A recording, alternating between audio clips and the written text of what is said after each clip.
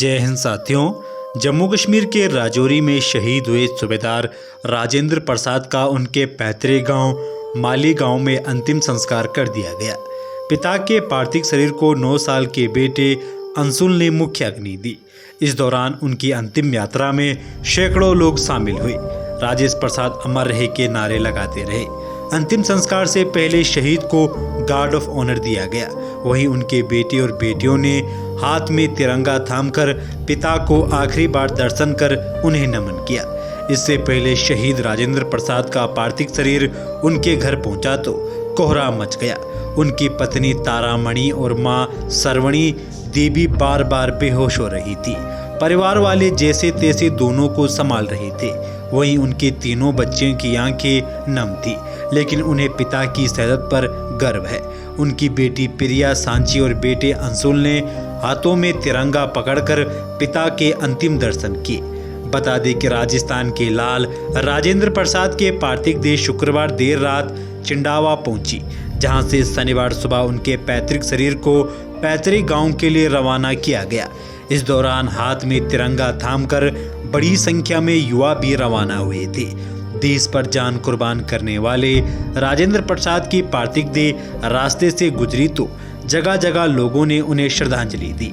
झुंझुनू जिले के रहने वाले सूबेदार राजेंद्र प्रसाद भांबू 48 वर्षीय 11 अगस्त को आतंकवादी हमले में शहीद हो गए थे। वह जिले के माली गांव के रहने वाले थे। रक्षाबंधन से एक दिन पहले उनके शहीद होने की खबर घर पहुंची तो घर में मातम छा गया।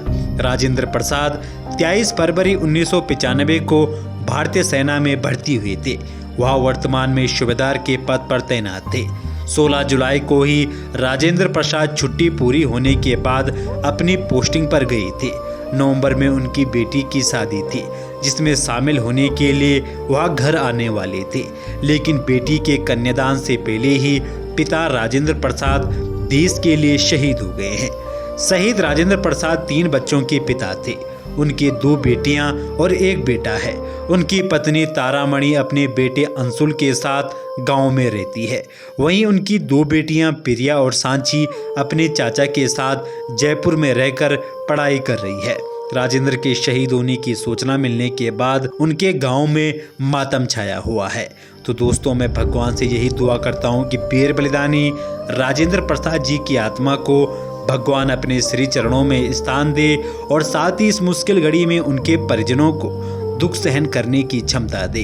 जब तक सूरज चांद रहेंगे तब तक वीर बलिदानी आपका नाम रहेगा।